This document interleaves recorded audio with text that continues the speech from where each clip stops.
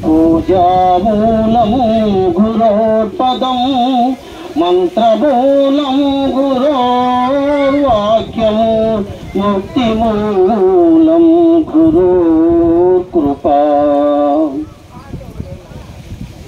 సభా అధ్యక్షులైనటువంటి అనుముష్కలంక నీలపు చిన్నయ్య స్వాముల వారికి, ఉపాధ్యక్షులైనటువంటి జ్ఞానానంద రామమూర్తి నాయని గారికి, గౌరవ అధ్యక్షులైనటువంటి నిర్గుణానంద ఆసి రామారావు నాయని వారికి, మరి సభా వేదికను అలంకరించి మహాపెద్దలకు, సభలో ఆసీనులైనటువంటి గురుభక్త సాంప్రదాయిక బృందమునకు నా యొక్క శిరస్సాష్టంగ ద్వాదశ నమస్కారములు అర్పిస్తూ, మద్గురుదేవులైన శ్రీ నిర్మలాంబ నీలమ్మ సమేత నిత్య నిర్భయానంద గుమ్మిడి కూర్మయ్య స్వామి వారిచే బోధింపబడిన బోధ అంశములు మీ ముందుంచున్నాను. అమ్మా, ఇప్పుడు వరకు ఈ జనన మరణ ప్రభావం గురుండే మనము మన పెద్దలచే వింటున్నాము. దీనికి మహనీయులైనటువంటి పెద్దలు, ఆది గురువు అయినటువంటి శంకరాచార్యులు పునరపి జననం పునరపి మరణం పునరపి జననీ జఠరే శయనం ఇహ సంసారే బహు దుష్కారే కృపయా పారే పాహి మురారే భజ గురునామం భజ గురునామం. అంటే అటువంటి మహాత్ముడు కూడా ఈ జనన మరణానికి ఒక చెట్టులాగా అయిపోకండి, ఒక నూతి గిలకలాగా అయిపోకండి, ఒక పట్టుపురుగు అంటే సాలిపురుగు అనుకోండి. అంటే ఈ మూడు ఇతిహాసం చెప్పాడు. పుట్టడం అంటే గిలక చూడండి, నుయ్యిలో గిలక బకెట్తో వదులుతాము, సదన వెళ్ళి నీరు తీసుకుని వచ్చి మళ్ళీ రావడం, మళ్ళీ వెళ్ళడమే అని పని. అంటే పుట్టడము చావడమే. అలాగే ఈ సాలిపురుగు శుభ్రము మంచిగా గూడు కట్టుకుంటుంది ఇల్లులాగా, పాపం ఆ మధ్యలోకి వెళ్ళి చచ్చిపోతుంది. అంటే మనము గృహం నిర్మించుకుంటాము, అందులో ఈ పిల్లలతో ధనము డబ్బు దానిలోపే సమాధి అయిపోయినట్టు అయిపోతాం. మరి చెట్టు దానికి దుర్గానందులు వారి అంటున్నారు, పూకుటేరుతో పగిలేయమన్నారు. ఇలా కాదు, చెట్టు సగంలో నరకూడదు, కొమ్మలు వస్తాయి. అలాగా దానికి పూకుటేరుతో పగిలేయమన్నారు. ఈ ధర్మంలో ఉన్న సూత్రం ఏంటంటే చాలా పెద్దలు చాలా వింపుగా చెప్పారు.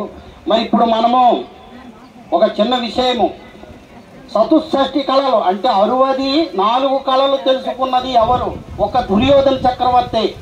కానీ అచలగురు ఈ దీక్షిత సాంప్రదాయకంలో ఎటువంటివి అన్నది నిరూపించారు ఈ దీక్షితుల వారు.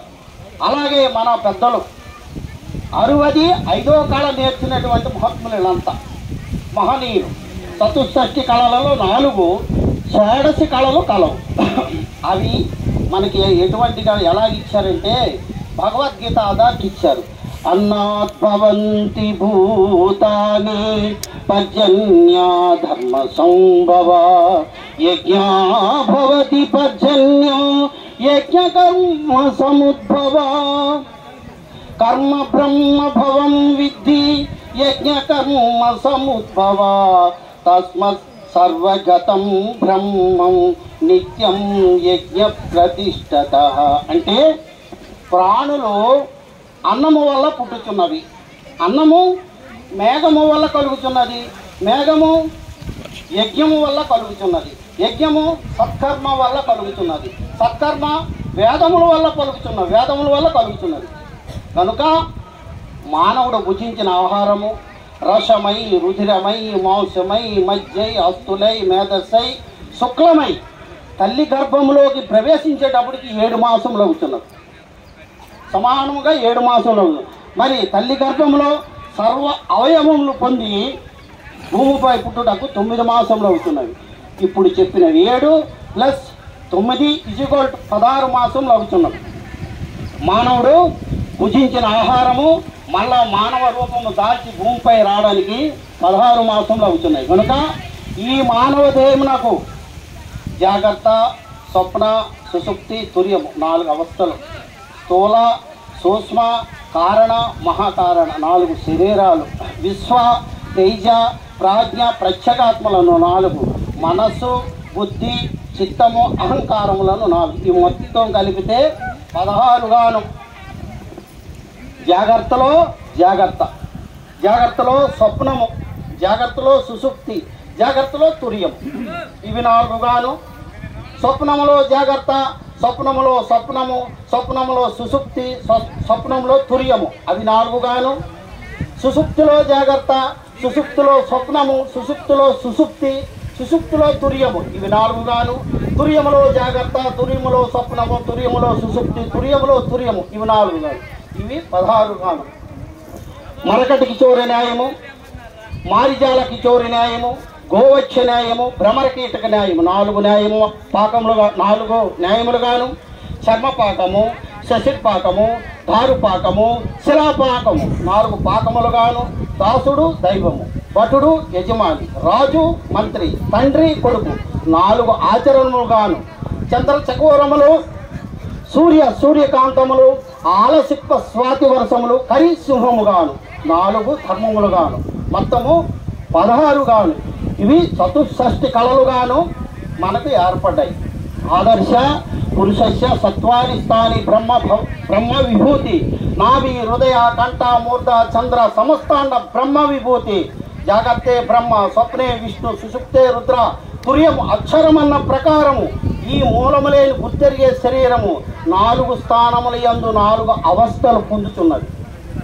4 స్థానముల యందు 4 అవస్థలు పొందుతున్నది.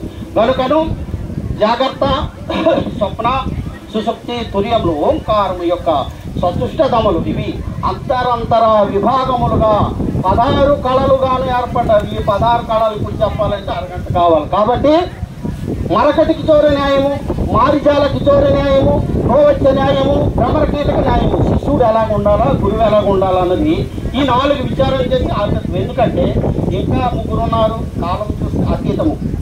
అయితే మరకటికి చోర న్యాయం, మరకటికి చోర అంటే పిల్లి. మారిజాల, మరకటికి చోర న్యాయం అంటే కోతి, మారిజాలకి చోర న్యాయం అంటే పిల్లి, గోవచ్చ న్యాయము, భ్రమరకీటక న్యాయము. అయితే మన ముందు ఎలాగా పిల్లిలాగా, పిల్లి ఏం చేస్తుంది, ఎక్కడో పిల్లలు పెడుతుంది, 7 9 తిరుగుతూనే ఉంటుంది, అది కళ్ళు పేలిన వరకు. అయితే శిష్యుడు అయ్యేగా గురువు ఎంత తిరుగుతూనే ఉండాలి. కళ్ళు పేలిన తర్వాత జ్ఞానం వస్తుంది ఎంతో కొంత. ఇప్పుడు మారిజాల కిచోరి న్యాయము ఏంటి, కోతిలాగా ఉండాలి. మరకటి కిచోరి న్యాయం కోతిలాగా ఉండాలి. అప్పుడు చూడండి, పొరపాట్ల కోతి పట్టు ఎలా ఉంటుంది, ఆ తల్లి కరిగిదంటే పిల్లలు పడుతుంది, అది పట్టుకొనే ఉండాలి. పొరపాటు జంప్ అయ్యేటప్పటికి, ఎగిరేటప్పుడు కానీ పిల్లగాని విడిచిపెట్టిందా పోవడమే. అలాగా ఇకలో నాయన కూర్చుంటే పరిగెట్టాలి, గురువుతోనే వెళ్ళడమే మన ధర్మం. మరకటి కిచోరి న్యాయము, మారిజాల న్యాయము, గోవచ్చ న్యాయము. ఆవు అక్కడ మేస్తుంటుంది, పెయ్యి ఇక్కడ మేస్తుంటుంది, అది అంబాండమే, అది సౌండ్ నీకు 2 ఒక్క అయిపోతాయి. మరకటి కిచోరి న్యాయము, మారిజాల కిచోరి న్యాయము, గోవచ్చ, భ్రమరకీటక న్యాయము. అప్పుడు వీడికి బోధలన్నీ బాగా అప్పి ఒక ఆకు పురుగు, మీకు తెలిసినటువంటిదే, పొలాల్లో ఆకు పురుగులు ఉంటాయి. ఒక కీటకం అంటే అది కందిరేగే, అది తెస్తుంది, మట్టితో గూడి కట్టి దానిలో పెడుతుంది. అక్కడ ఒక నాదం వినిపిస్తుంటుంది, గూమని నాదము వినిపించి ఒక పోటు పొడుస్తుంటుంది. దాని రూపం మారిపోయి దీని నిజ స్వరూపం వస్తుంది. అప్పుడు ఆకు పురుగు ఏమవుతుంది, కందిరేగ అవుతుంది.